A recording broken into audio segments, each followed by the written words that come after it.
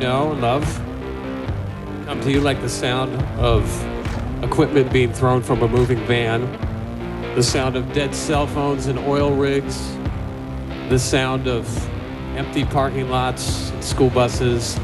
They love to live and live to love. Ladies and gentlemen, Jesus Children of America, the White Stripes. Hello, come on in. The water's great. My name is Ryan Schaap, and this is the hardest podcast to podcast. How's everybody doing this week? I just got back from camping. It's a long weekend here in British Columbia. Lovely 3-day weekend, went camping. Got exceptionally dirty. Just had that shower after camping where it takes you about 15, 20 minutes and you never think your feet will be clean again. That's what I was doing before this, but I'm happy to report my feet are clean. We've got a good episode on tap for you this week. My dear friend Mike Noble of the fantastic band Hotel Mira, the first repeat guest in the history of this hardest podcast. This brief history, this ongoing history, it's a nod to a past episode with Alan Cross. Mike joins us to discuss quite possibly the oldest White Stripes song in existence, that being Screwdriver. It came to life out of one of the earliest jam sessions or whatever you want to call it between Jack and Meg. So Mike, as always, provides some great insight into music, into the White Stripes, and just into music theory. And I really like speaking with him. I can't tell you enough good things about his fantastic band, Hotel Mira. They've got a new album out, Pity Party, and they're hitting the road for a long North American tour in early October, and they'll be crushing 26 cities across North America in a mere 42 days. Hey, are you in Saskatoon, Guelph, Montreal, New York, Salt Lake City, Portland, even Seattle? Go see Hotel Mira. They are a great band. Go stream them. Listen, we are in the dog days of summer. I was on a ferry all day. I've been unpacking, drying out camping equipment. Anybody that tells you that camping is a vacation is a dirty liar. And there's somebody listening to this show right now who's nodding their head going, yep. And there's something so enjoyable about the first meal you have that isn't prepared or eaten on your lap or on a old picnic table. Beautiful campsite, but it's good to be home. It's good to be in four walls. It's good to be in my little room. So with that fresh in my mind, I don't have too much to share before we go into our conversation this week. Just go tell 7 friends about the podcast. Don't be selfish. Don't eat shellfish. All that usual stuff. Go tell 7 friends. You don't have to bring 7 friends. Don't bring 7 friends camping. That's too many people. Not enough tents and sleeping pads, and somebody's laying on the ground, and nobody wants that. A quick shout out to Gigi Marie joining me last week. Very positive feedback about the episode, and I really enjoyed the conversation, and it was a treat to speak to somebody somewhat randomly that shares a similar passion that you do, and it doesn't take long for strangers to be connected and on the same page and on the same wavelength, and that's what I felt with Gigi. So I hope to cross paths with her again to discuss this fantastic band. On that note, it's time for this week's call to action. I'm going to hit pause on this podcast, go to your streaming platform of choice, go find the White Stripes' first album, go find Screwdriver, hit play on that. You're hitting play so that as this show grows, that little bit of streaming data gets a little bit bigger week by week so that they notice. Who's they? Anybody. Because that's what we're looking to do. We're looking to grow our footprint, make a little noise, and achieve our lofty, lofty goals of having Mr. Jack White himself on this show not once but 3 times. Okay, you've hit pause. You've listened to Screwdriver. That song bangs. If you've been a keener, you've gone to YouTube and you've looked up their performance on The Late Late Show with Craig Kilborn.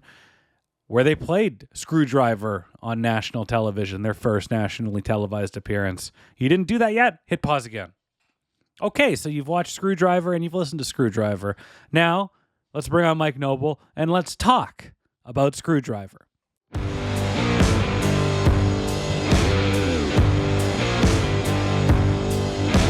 Our guest this week is a person of many accolades. They've sold out the Commodore Ballroom. They're on a streak of 3 reasonably good albums. They once received the Hurricanes mask while front row at a WWE Raw event. He keeps producing charting hits, but most importantly of all, he is the first repeat guest on the hardest podcast to podcast. He is Mike Noble. Mike, how are you, my friend? Good. I'm glad you put that in like order of importance from first to last. I'm good though. I'm good. It's been a wild ride since I first guested on this podcast, but we're here and we're back. The first time you appeared, it was the second episode recorded. I feel like we've worked out some of the kinks. The quality of the show we're talking about the White Stripes. Still got it, baby. Still got it. Jesus Christ. I asked you originally what resonated with you about the White Stripes. In preparation for this song, my question for you this week is, what impresses you the most about the White Stripes? All right, I'm glad, because so we're going with Screwdriver today. Screwdriver. Great track off the first record. Kind of like, so the song that I did the first time was My Doorbell. Yeah. And that song was one that resonated with me. It was like the first, like some of the things that we talked about on the episode, which you can go check out on the Hardest Podcast to podcast feed. Which you're on now. A lot of words in a row. Yeah, if you've stumbled upon this and haven't listened to the first episode, I talked about My Doorbell and what it kind of meant to me as a musician. For a TLDR, I'm cut from the mid-2000s indie rock cloth. Like, if you were a band that came out in the mid-2000s that played fucking greasy guitars or angular guitars, some might say, I probably was obsessed with you and made you my entire personality. White Stripes not included from this. So, but the other thing about all of this is that in the worlds of the Block Parties and the Strokes and the Killers and all these bands that my band Hotel Mira takes big influence from, Jack White not ultimately excluded, a bit of a different vibe. But what I mean to say is that the thing that stood the White Stripes apart from these guys was a very noticeable bluesy influence.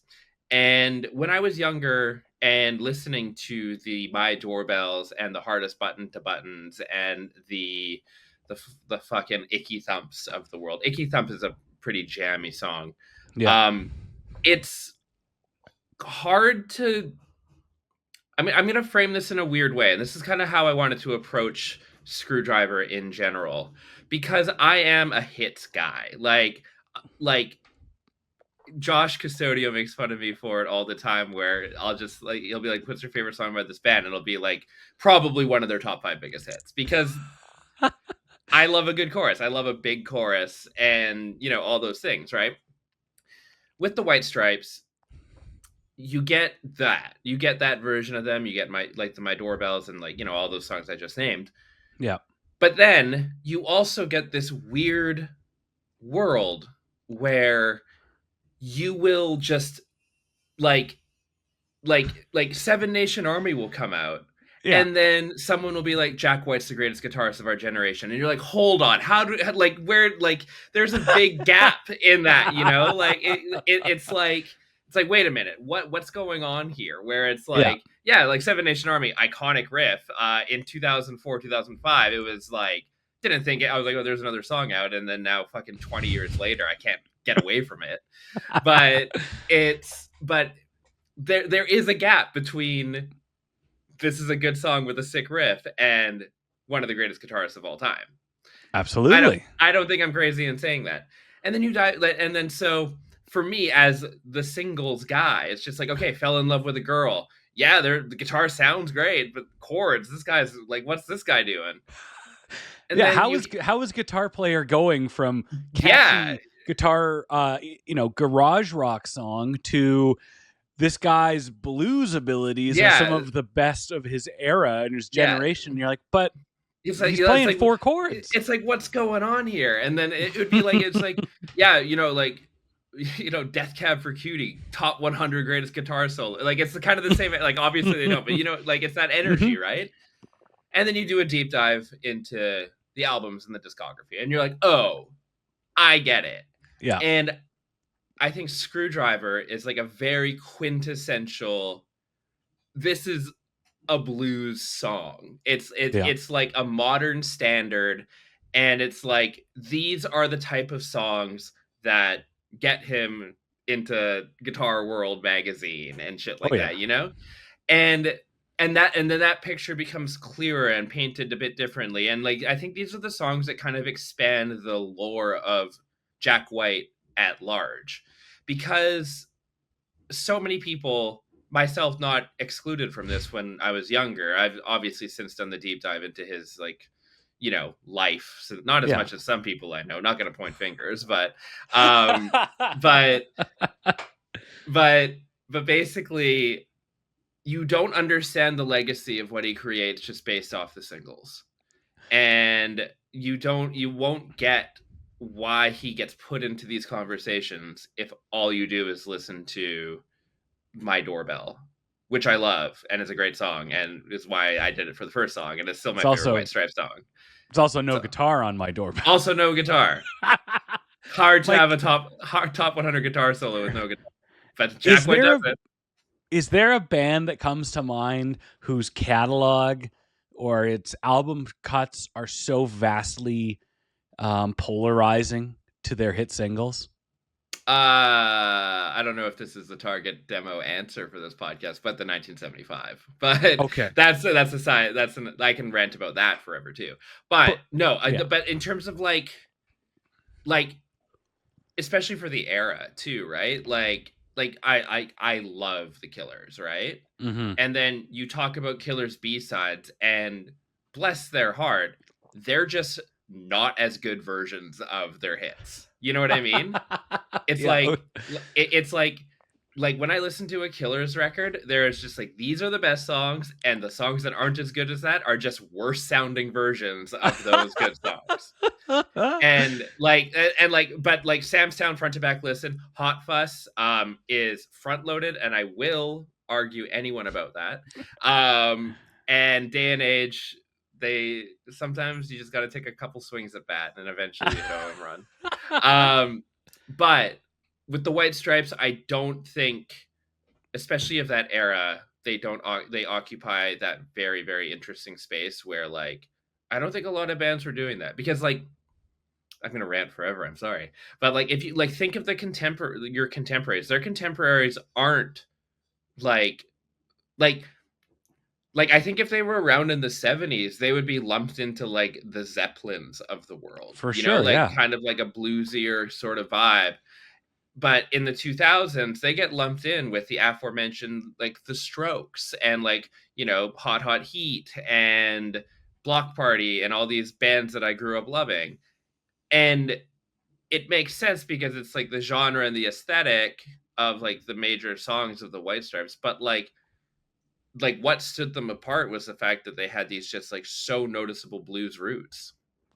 Yeah, you would go see them if they were playing on a festival. You'd hear 90% indie rock kind of. You would kind of get what you had a general idea of what you would get out of those bands, and then the White Stripes would come on and they'd play Death Letter or Sunhouse covers and play slide guitar on a beat to shit hollow body, and like, oh yeah, this is the Seven Nation Army band. I think. Yeah, exactly. Yeah. But it's also, that also goes to show how like it's like an interesting way of framing it. But like, and I pose a question. I'm not going to make a grand statement, but like, is genre placement about attitude? Like Jack White. Like we're going to talk about live performance at some point in this podcast.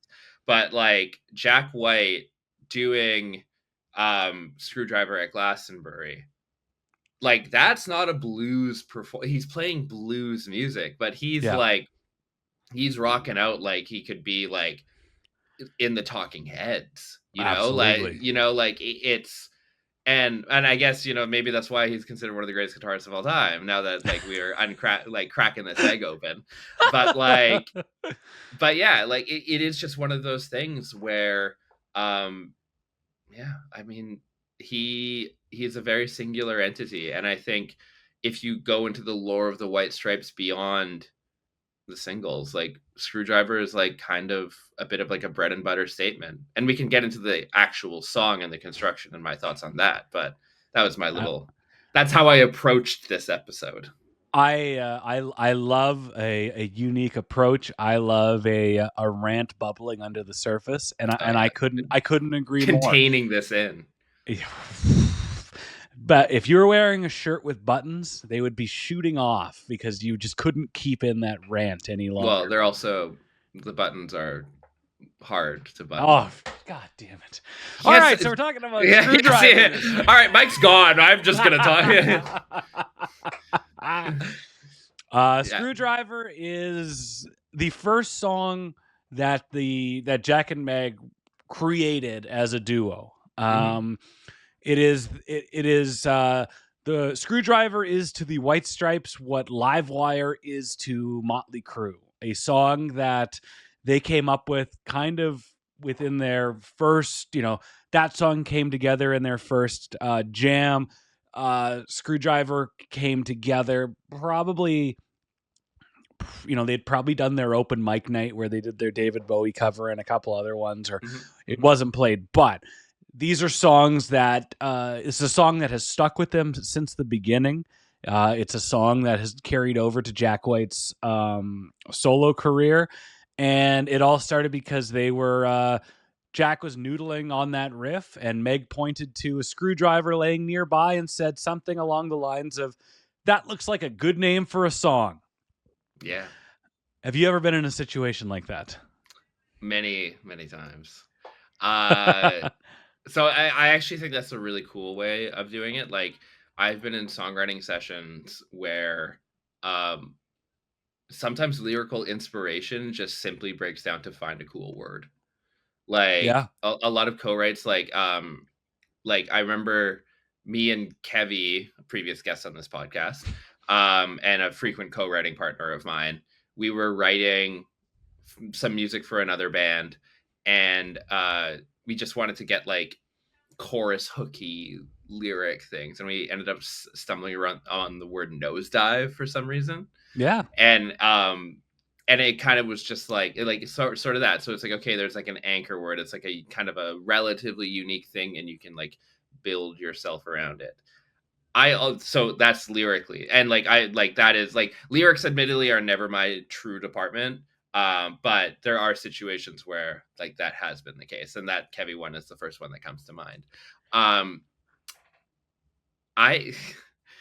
What I love about Screwdriver as well, for better or for worse, even, I have like, do you ever listen to us like any song? Like if you can hear a song and you can be like, oh yeah, this was written in a jam. Like there was like no form or structure. Like Yeah. there's some Hotel Mira songs that I think you can tell were like this riff for sure came out of a jam. But I also think that's like kind of the nature of the bluesier influences that White Stripes take, and that also is exemplified by how different the live performances can become. Once we get to that section, but yeah, it's a cool, it's very, very jammy in a way that I think a lot of people like to a point where if I saw somebody covering Screwdriver, I would be like, if you're playing it note for note the way that they do on the record, it's like you're kind of covering it wrong. Like it's like you kind of like, to me, the song of Screwdriver are the shots, the A to E trend, like shots on the guitar, and his little riff that he does. Whatever you do in between those doesn't matter, like as long as you get those points in, you can like belt out the lyrics. everything else, like, and Jack White knows it too, because that's how he plays it now. But like, so like, yeah, it's a cool energy that the song has because of that. It's interesting you say that because there's a lot of White Stripes songs that, for a band as sparse as the White Stripes, there's only two of them. There's two instruments at a time. They leave they make a lot of noise, but they leave a lot of room. Yeah, And they leave got a it. lot of room for you to, for them to get as silly as they want, as loud or as rude or as quiet as they want live. And Hmm. there are some things that are very premeditated about the White Stripes, mainly their presentation, the way they created this music in a way that was so ungodly versatile live and so malleable to kind of do whatever they want. I think that is that's a lottery win for them. I don't think that they had any intention of being able to, you know, how can we recreate this but make it something completely different and special than what's on the record? Totally. And I wanted to get your take on this because Jack was doing a Guardian interview in 2014, and the Hmm. interviewer asks, the only reason I came across this is because they said Screwdriver. They ask, what do you remember about the early days of the band? And this is a little lengthy, but basically, he's Jack saying how Meg wanted to cover Moonage Daydream by David Bowie, and Great Jack track. thought, well, that's great because I wasn't doing anything. I thought if we just left a lot of space in there and hit the notes here and there, then all the space would provide something interesting, and we wouldn't really need to know how to play these instruments. This is fucking mind-boggling. It's 1996, and he's still saying, I'm not that great at the guitar player. In my own space at the time either or anything. I was like, I'm a good drummer, so I'm not really supposed to be doing this. But Love anyway, a he humble says, king. yeah, so it all felt good, and it actually felt way better than I expected. I'd been in other lo-fi bands and done recordings before, but it wasn't powerful like that. It didn't make a point. Yeah, What brings him to that? What is it about this band that allows there to be lo-fi, not a lot of a shitload of substance. So don't even want to go down that. Not a lot to the music or the production, and leaving a lot of air to breathe, but somehow it resonates so well, and it's just sticks with you. yeah. I mean, I think it's just like the uniqueness. Like, I do think a lot of it has to do with like era as well. Personally, like Mm-hmm. if we're getting into like the big cultural zeitgeist of it all, like I think if White Stripes came out in like '87, right, like peak glam rock, I don't know if they would have. Well, Uh, that's so Flat Duo Jets. That's Jack's biggest inspiration for the White Stripes is a two-piece band. I think from the Carolinas. You see them. I think they profile them, and it might get loud. okay, And like Jack White's is a very creative, very accomplished artist. He lifted some things. yeah. Well, Yeah. it's the Yeah. blues. Everything's been done before. Yeah. But like all jokes aside, it's like I think there was just like a singular, like Jack White's a very singular person, right? Like I think if he was just like given a platform, he was going to be famous. Like it also just so happened he wrote like you know the last great American folk song, being Seven Nation Army. Um, Yeah. but it just was one of those things where I do think that like giving space in music is honestly kind of like it's a tough thing to confidently do, Yeah. because like you think of like for example, like I'm grateful to have a lot of success on Canadian alt rock radio, right? And kind of one of the unwritten rules is that you can't really have too much space in songs because if you're listening to it on the radio, it just sounds like dead air. Yeah. And like Absolutely. people like they won't like that, but like a thing that the White Stripes do that I really like is that they have like the recordings are really raw. And I think the word raw gets used a lot when describing the White Stripes and their sound. And that's just the nature of the two piece, the drummer, whether it be Jack White on guitar, Jack White on keys, Or Jack White on bass on the recordings, but not live. Wouldn't be called dead live playing a bass. But what was I gonna say? Sorry. But basically, like the rawness is he brought even more to life. Yeah, it's because amplified. well, like legitimately, the space is like you can hear the amp buzz, right? Like they keep Yeah. that in there, and like like that's why people think it just feels like you're in the room with them when they play. And like that's like a level of like intimacy that you can't get as an artist if you just have like these pristine polished recordings. So It's funny. and like going back to the era thing, like he was the only one really doing that in that time. Like the Strokes were doing lo-fi, but they weren't like going that lo-fi, The waveform on a Stroke song is still pretty damn busy. There's some room to breathe on Yeah. and on the White Stripes songs. I can remember a little after, I'd say about 05, 06, that's kind of when like the compression and the loudness of music really became a problem.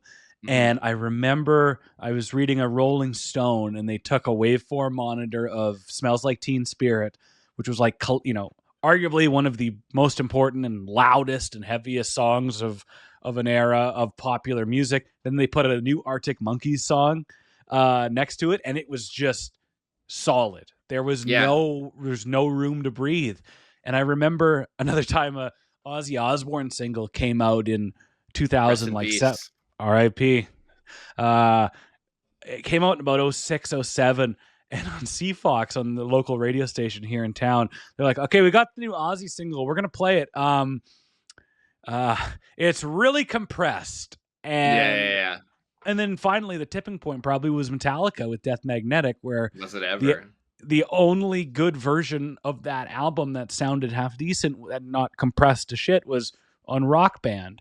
So when we talk about leaving space and having a song that you can really absorb without getting a headache from because it's nonstop, like there's the White Stripes are carrying that flag, and it's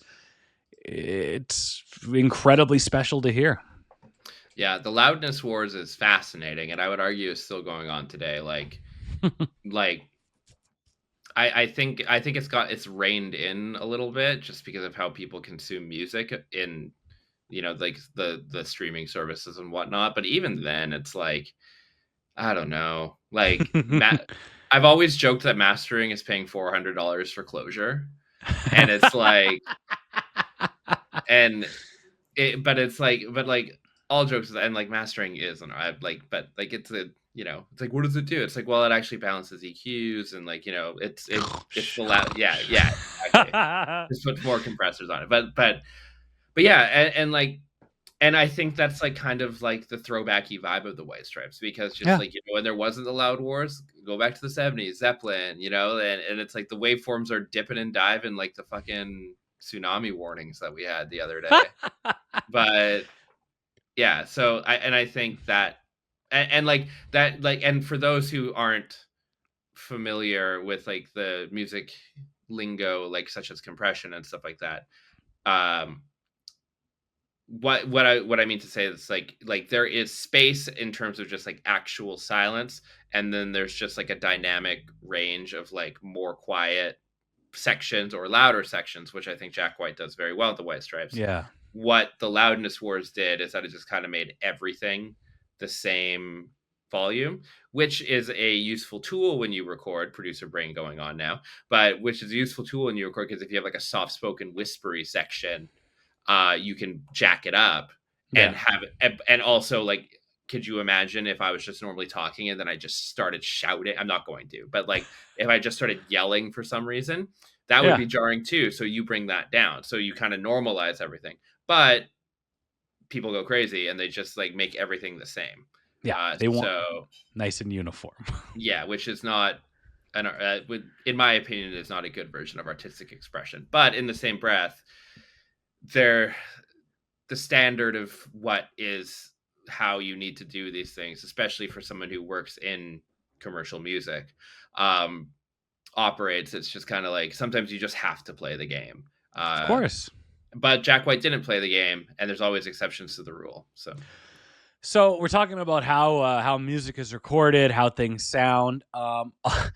Quickly, elevator pitch. How does the song "Screwdriver" off the first White Stripes album sound to you? I mean, it's like a garage demo to me. Of But like lovingly, like garage demo brackets positive, like not derogatory, because I am of the mind when it comes to fidelity in music, like they're like who is it? This is like I'm going back to my radio school roots here, but like Marshall McLuhan, the medium is the message. Like and like it's not the medium of music, it's like how you record these songs is just as important, of course, as the song. Like it's production, right? Like it's like if you got like a pristine like Max Martin production out of Screwdriver, you would be like, what the fuck am I listening to? I think it would be pretty I think it would be pretty mid. I think it'd be middle of the mall if it was crystal clear and perfect. Yeah.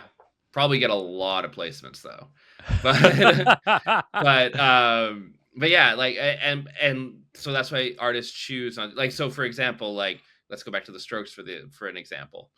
First record, fucking Is This It? I don't know why that blanked on me. I just got my Strokes fan card removed. I almost said Room on Fire. I was like, that's not the first record. First two records, Room on Fire is the second record. Lo-fi. Is This It? Very lo-fi. Yeah. Room on Fire, a bit more fidelity. And then their third record, First Impressions of Earth, they were like, we just got to be like up to air quotes standard, let's say.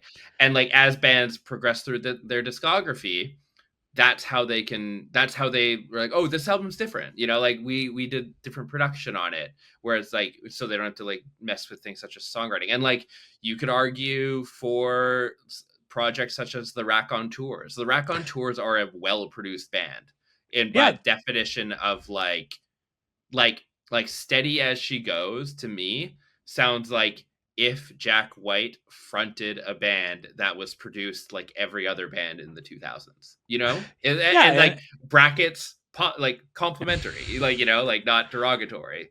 The White Stripes went through a similar thing with like the Strokes, like, by White Blood Cells. They're going into a professional studio after recording the majority of their first two albums at Jack's house. And they tell the engineer or the producer, like, hey, don't make us sound too good. And, Icky Thump was their kind of cleanest sounding kind of modern album. But, White Blood Cells, Elephant, Get Behind Me, Satan, they are all sorts of the quality is improving, but it's not. But the uniqueness of the sound is kind of evolving. Like it doesn't sound like anything else. It's getting better, but it's staying unique. They definitely still sound like the same band. And I would say like Icky Thump is for sure like the highest fi they go.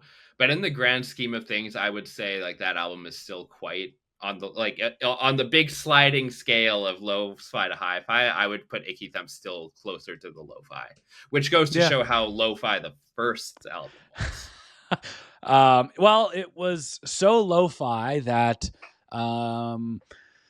basically the majority of the album of the first album in 99 was recorded at Ghetto Recorders. Took a week by noted sleazebag snake in the grass Jim Diamond.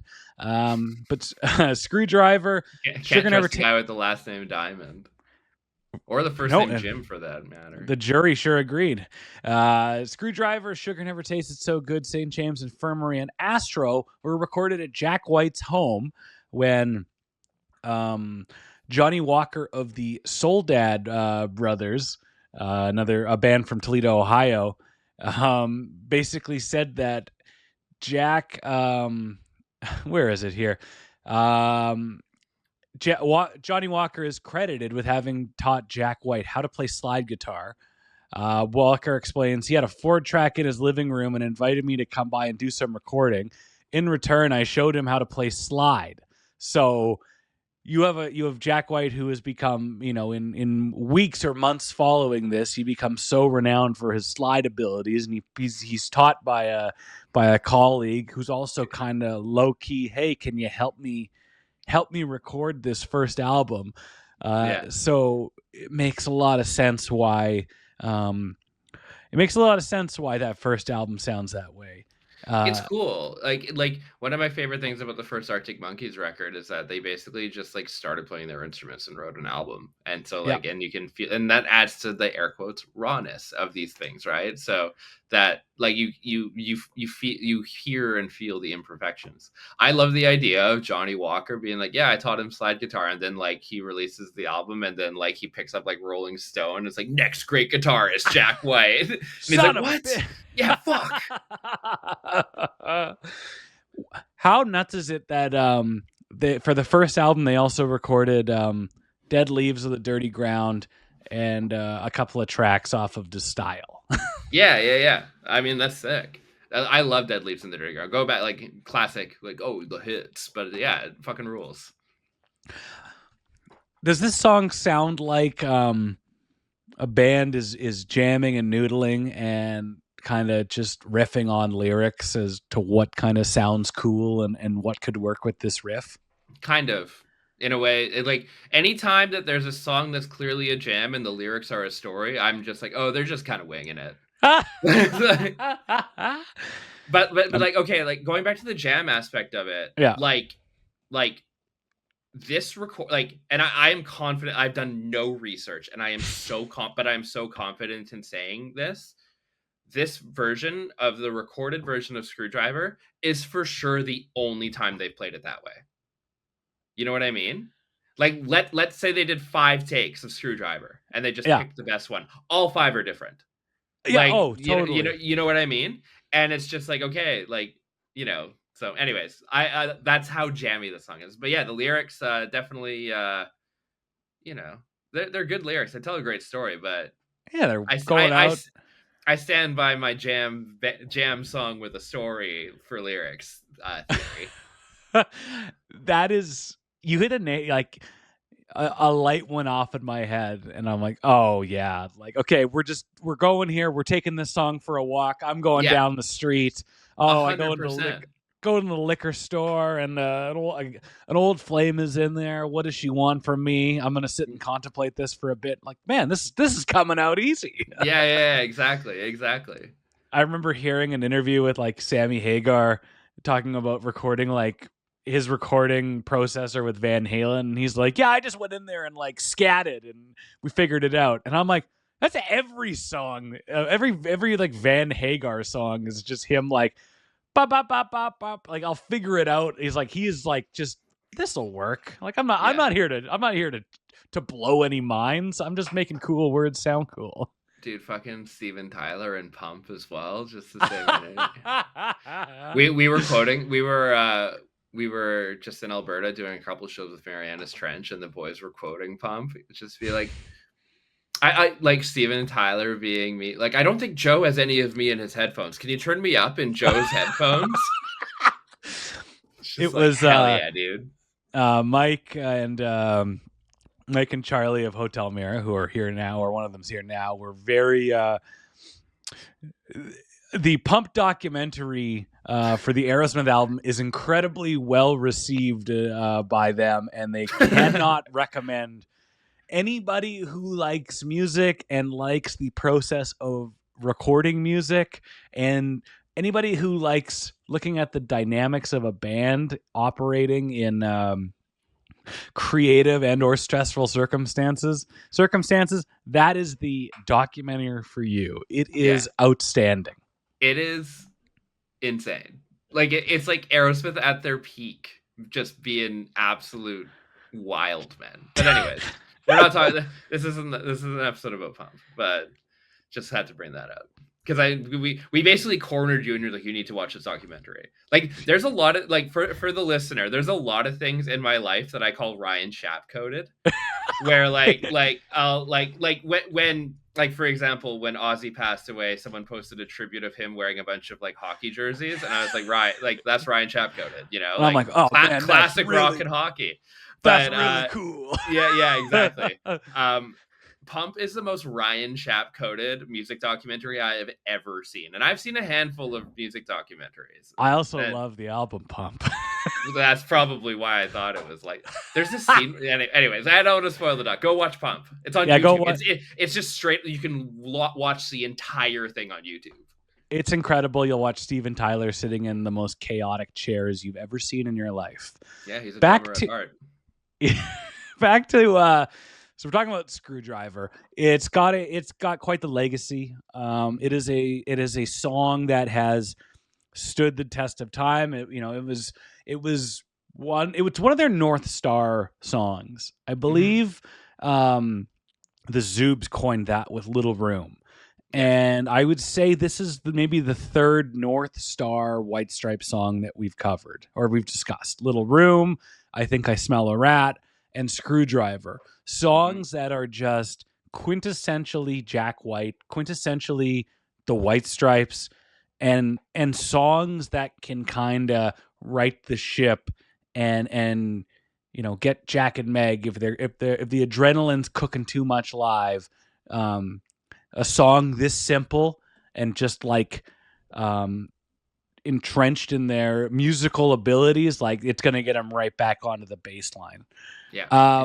You can also tell he's proud of the song because he still plays it. Yeah. It's very cool to see. Like he's written a million songs since then and it still somehow makes its way in. Not somehow, like how, but like it's like, okay, like he cares about this song.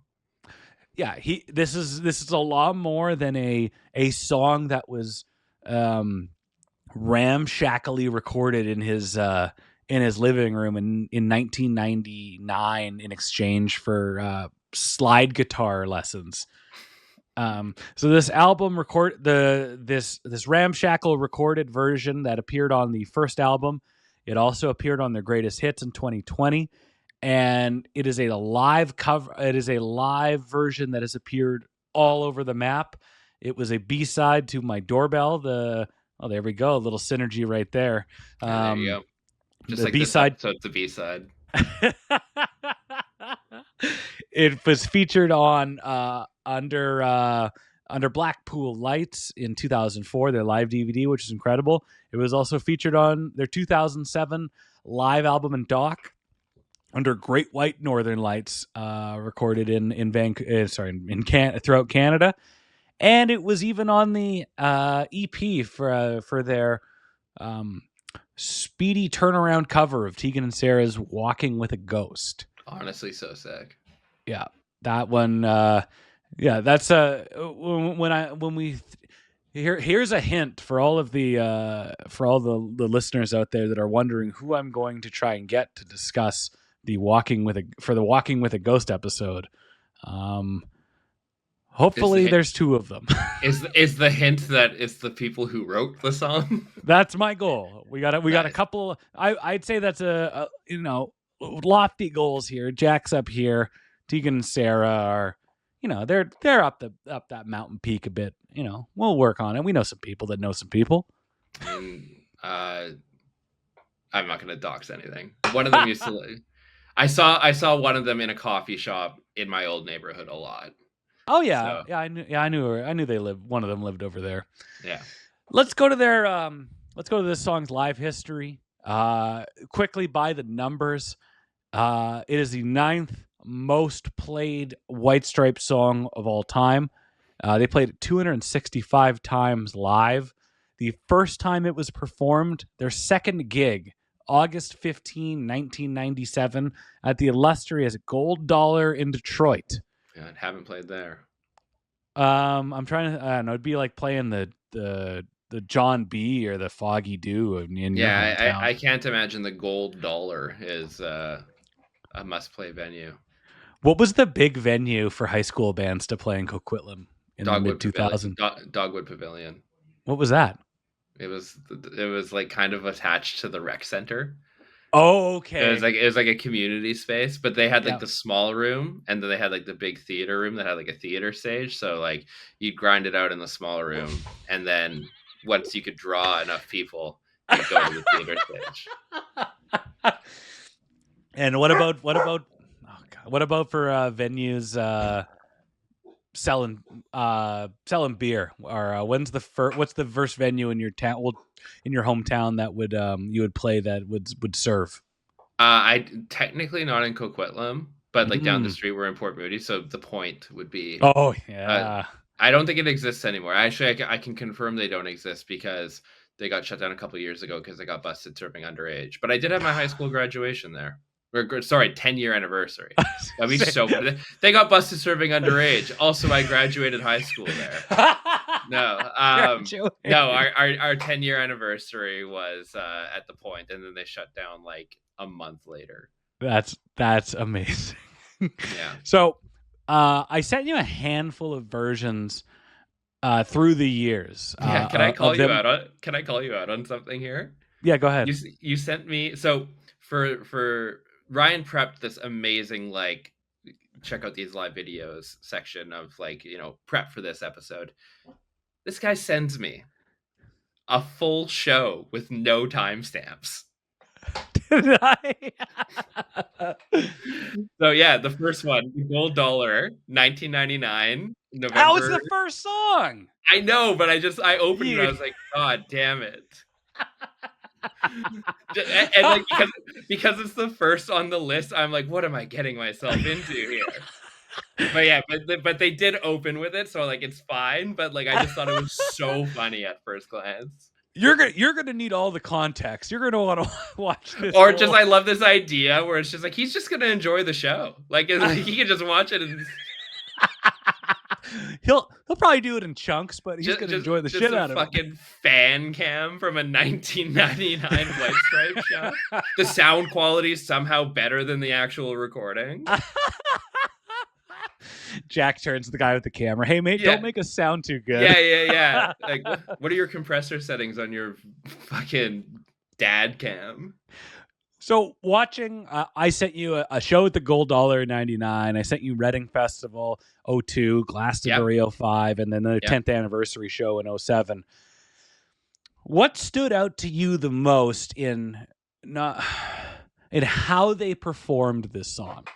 Okay, so the couple notes. The 1999, the 1999 show was just so, like, using this word again, I don't want to sound like a broken record, but like, it was raw. It was like pretty greasy in a good way. Yeah. 2002 supposed to be greasy. Exactly. Thank you for saying that. I think a lot of people don't understand that these days. Genuinely. You'll see a new rock band come out and it's like, you're a boy band. Myself not excluded, for the record. But so the Reading Festival 2002. Yeah. When I think of the White Stripes, this version of them, like this era of them and how the aesthetic and how they present themselves, that's what actually comes to mind for me. You know? It's just like Jackson all red. He's playing his airline. Megs has the white tank top, peppermint swirl drum kit, and they're just going for it. The 2005 one, where Jackson all black. In his Zorro costume. Yeah. This is my hot take. Yeah. I think that's the best he's ever looked. That 2005 Jack White, that's how I was like, this guy's a rock star. You know, that's when the money from the royalties and the he's getting the Seven Nation Army money, and he's like, hey, you know what would look really cool? Wait, I got one. Ready? Yeah. Ready? 7-figure army.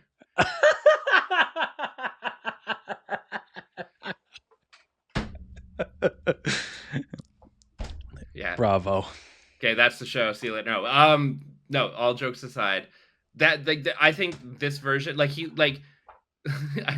looks like a Guy Fawkes mask come to life.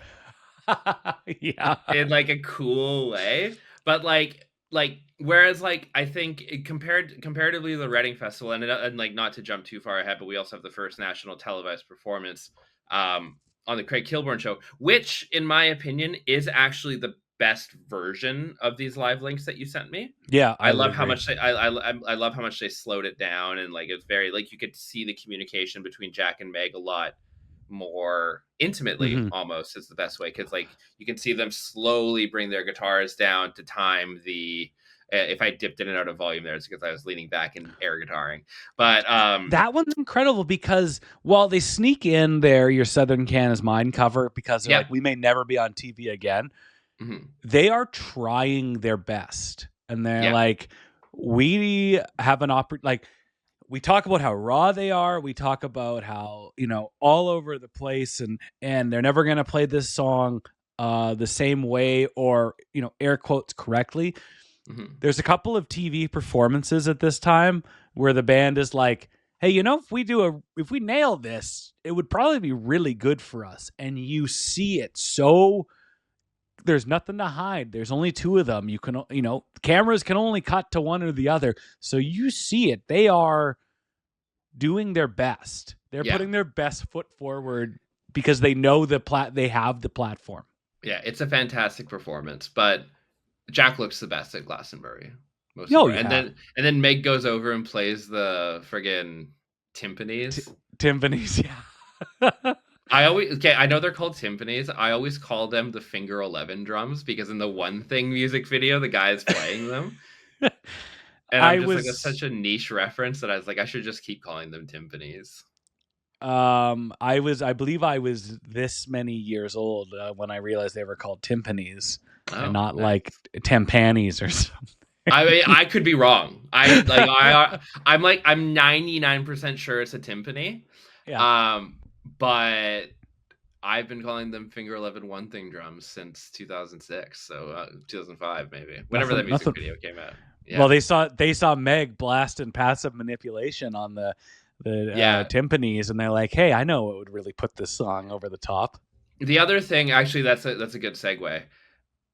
All these performances, even when we saw Jack White play Screwdriver, not to get so far ahead, but it's a very medleyable song for sure, and also leads credence to my theory that it's just like a fucking 2 chords and a riff that you can do whatever with. So seeing the different versions of what they medleyed with was also sick throughout this evolution.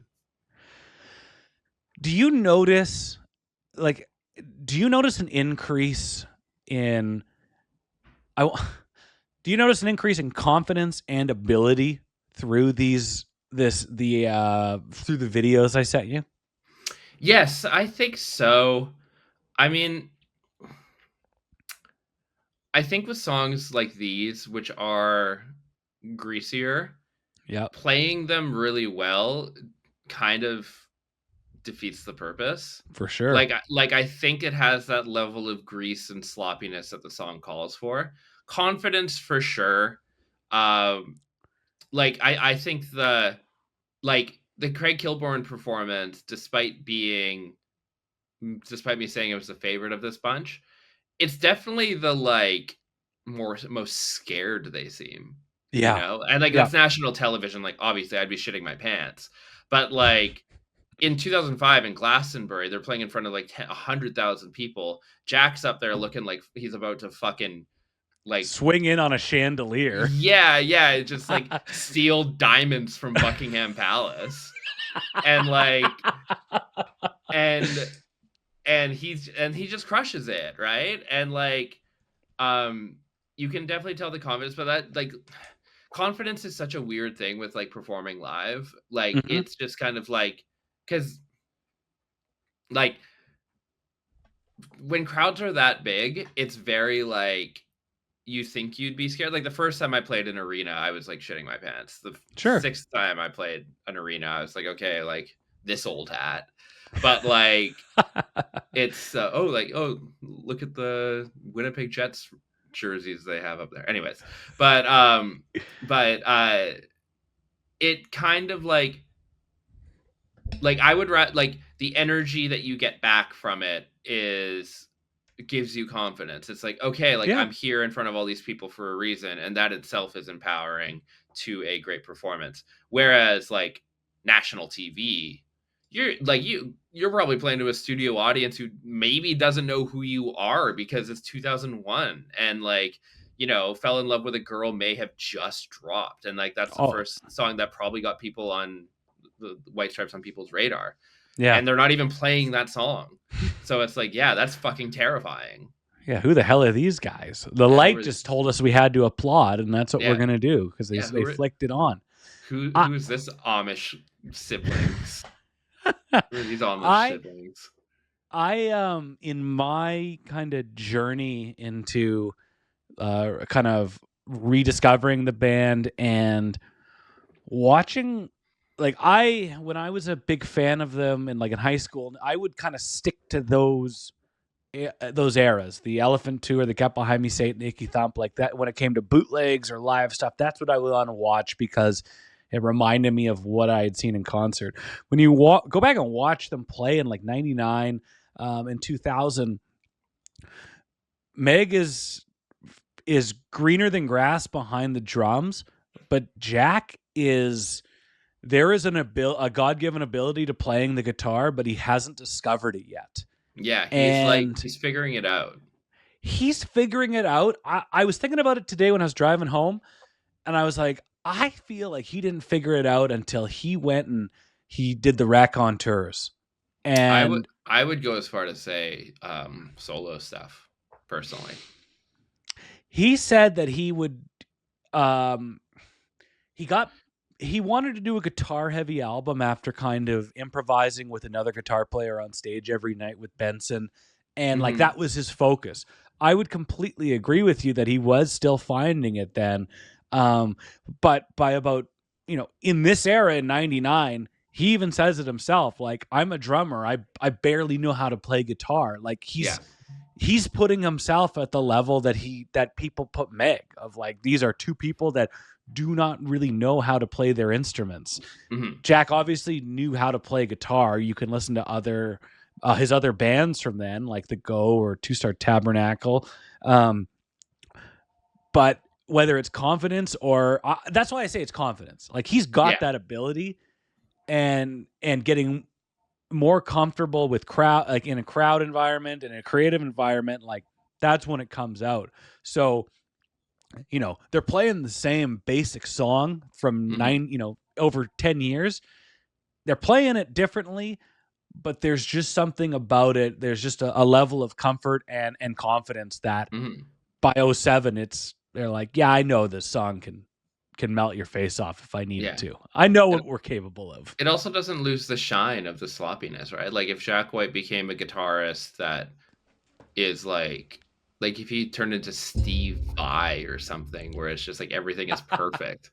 Like, that would be boring, right? And like, so he's still like, he's just kind of like found the final evolution of his like sloppy style that he kind of not invented, but kind of like made his trademark for himself as his guitar sound, which is exemplified on the first record, standout track being Screwdriver. And now he's where he's at, doing fucking, I always make fun of Boarding House Reach, so I'm gonna pick a different target this time. But like the newest record, the one that we saw him in, I can't remember the name. No Name, that's the one. Ironically, I couldn't remember the name of it. It's kind of just like the final, like I joke, it's like the Charizard of it, like, like first album's the Charmander, and then you get the final evolution. It's still the same thing, but you just get like the, you get it's the natural progression, if that's the style that you're playing along. Like, he didn't like do a hard pivot. The reason I say I think the Raconteurs, he was still figuring it out, is because he was just surrounded by so many heavy hitters. Like, I think the Raconteurs is its most collaborative project, which I think is kind of what shapes them to be like what they are. So it's kind of like, it's hard to find, and like, it's hard to find a specific identity with when you're in that club, because like, you're kind of just wanting to, like, when the Raconteurs came out, I fucking love the Raconteurs, but like, it was just like, the entire selling point was just like, oh, like, let's see what Jack White is like when he's in a band, like, and like, that was the entire pitch. Right? Yeah, you knew that Brendan Benson was an accomplished kind of indie songwriter, and you knew that the rhythm section from the Greenhorns would be good, but like, the interest was, Jack's got a bass player now and a drummer that can play, as others would say. So I couldn't agree more. actually, my unbelievably, insufferably nerdy claim to fame with the Raconteurs is I fucking loved Brendan Benson's 2005 album, The Alternative to Love. He has a That's a song good. on. That's It's a a good great album. record. Yeah. But like, so yeah, Cold Hands, Warm Heart, great track. And I listened to that in high school, and then Raconteurs came out, and it's like, it was a collab with Brendan Benson and Jack White, and everyone's like, who's this guy that Jack White's collabing with? And I was like, oh, let me tell you, I can tell you all about his one record that I'm really into. Isn't Folk Singer on that album? No, it's not. That's on a I different one. actually play, yeah, My Familiar Old Friend. I don't know when it's on. Either way. So you mentioned it Folk Singer's earlier. on his first record. Yeah, sorry. Continue. You mentioned it earlier. We saw Jack White on the No Name Tour the second night at the Commodore Ballroom, May 23rd, 2025. And he Thanks played for the Screwdriver. tick. Hey, did. you earned it. I tried. When I think because I told Ryan to watch Pump. that's what I mean. Yeah, that's yeah. generally it, yes. But in my hierarchy of people I know that like and appreciate Jack White, you're pretty neck and neck at the top of the heap. Hell yeah. But he performed Screwdriver, a song 26 years later than when it 27 years later after writing it on a whim. Yeah. And kind of went full circle, and I have a handful of songs that Jack White plays solo, handful of White Stripes songs that I'm like, just they get me right in the throat of like, I'm so glad that the life of these songs continue. Mm-hmm. And Screwdriver is definitely one of them, because for as confident and talented and accomplished as Jack is, we watched him play Steady as She Goes or Seven Nation Army or whatever he plays, and he's playing Screwdriver. He's doing it the way he did in 97, which is, I'm going to play it however I feel like playing it and as much as I feel like playing it. And that's why it makes it such a special kind of, North Star song for him. And it's something, I don't know. It's just, it's a good little, it's nice to see the legacy of this song kind of keep rolling on. Yeah. I think the legacy of this song to me is, and this is like a half joke, but I think you can see the reality of the phrase I'm about to say, but I think the legacy of Screwdriver is that I think if Jack White really had his own way, and not saying he doesn't, but I think if he really, I think all he wants to do is write songs that sound like Screwdriver. Probably. Like Old Scratch Blues is just like Screwdriver adjacent, and like totally. Cut Like a Buffalo. Yeah. Kind of Screwdriver adjacent, like I think it's the first song that has his like shots of chords, lyrics, shots of chords, which is like a very Jack White staple too, right? And I think that's kind of the legacy of the song. Like I do think like you can find the DNA of Screwdriver throughout a lot of major Jack White songs. And the joke I make being he would just have every song sound like that if he wanted to. I think at that very impressionable, totally shoot my mouth off here, I could be 100% wrong, this is just my idea. I think that as unaccomplished as he was in 1997, and he's struggling to find that creative, to find that outlet to really to discover and amplify that creative ability in him. Having Meg, who I think is his North Star of coolness and kind of like guiding light of music and just steering the band and him down the right path. I think her going, hey, Screwdriver would be a cool song title, and him in whatever followed in whatever length of time, whatever format, just opened up his mind to go, oh, you don't have to sit and painstakingly go over the lyrics and second guess yourself and try to come up with something perfect. Like he has songs like that and they're amazing, but some of his best songs are just like, just get it out there. Yeah, you can just jam and talk about your day. It worked for it. Listen, it works for Jack White. It doesn't work for Paul McCartney, but that's just me. Well, that's because, we're bringing up Paul McCartney an hour in, and you're not letting me talk about it. No, I'm kidding. Mike, yeah. What after spending so much time and brain power and energy on this song that maybe you wouldn't have, what are you leaving this conversation with? So in full sincerity, like I think Screwdriver, so like kind of like my mission statement off the top, like when I was younger, I knew the singles, right? And like I wasn't aware of this like crazy bluesy background until I started listening to the record. So I was like, oh, this makes sense.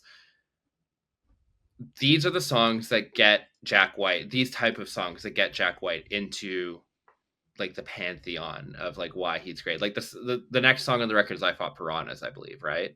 And like another song, it's just another track that just exemplifies that kind of writing that Jack White can do. And like going back to the first episode on My Doorbell showcases the versatility of him as a songwriter. Nothing to do with him being one of the greatest songwriters or greatest guitarists of all time. But those are the songs like, Screwdriver, where he can just like kind of like interpolate a blues standard. It's just E and A and a riff. Like I cannot stress I think it's actually A and G. Oh yeah, it is A and G. Sorry. It's I know there's an A. I watched the live videos. They do something like that. So it's A and G, which bass is players, man. Yeah, we can't fucking do anything. But like, what's that? Why is he using multiple fingers with those chord shapes? Our guitar's got too many strings on it, man. Yeah, like what the fuck's going on? It's so trebly. But yeah, and like that sort of thing, and it's just like like he can probably fucking do a 12-bar blues vibe in the same way, and it just is like, I don't know, it's a great lasting song, and we saw it live 26 years later from its release, and it hit just as hard. I couldn't agree more. I think it's a song that sparked something, or at least opened up the floodgates, and they haven't stopped. And I'm glad that I'm just so glad Meg pointed to something across the room and said, write a song about that. Mike, as we wrap up, at the end of every episode, I say the credits of the show, and I say the final thing I say before we go to the music is, and Mike Noble is our Gato. Can you explain to the listeners what that means? Sounds like you're just calling me gay, but it's because Gato is the booker of New Japan Pro Wrestling. Yes. And the booker, like, I am grateful with my career that I've met a lot of cool people in the music industry and music industry adjacent. And if you're in the music industry, you probably love music. And if you're in the rooms that I occupy, you probably love Jack White. So I've had a bit of a hand in getting a couple guests on this show. And I will continue to do so until the wheels fall off. But of me or the show, I don't know. Hopefully me first. But yeah, so that's some context. Ryan is not calling me anything bad.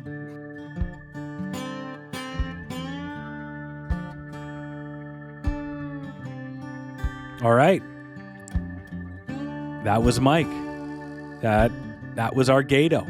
I'm Ryan. That was Mike. This is the hardest podcast to podcast. We'll be back next week with another show. You don't know what the song is? I do. I'm not going to tell you. I don't need to. I got our dog Stevie at my feet, freshly cleaned. She got incredibly dirty while camping. We all did. But Stevie, exceptionally dirty. Here's a random thing. I will interject to provide a bit of context and personality.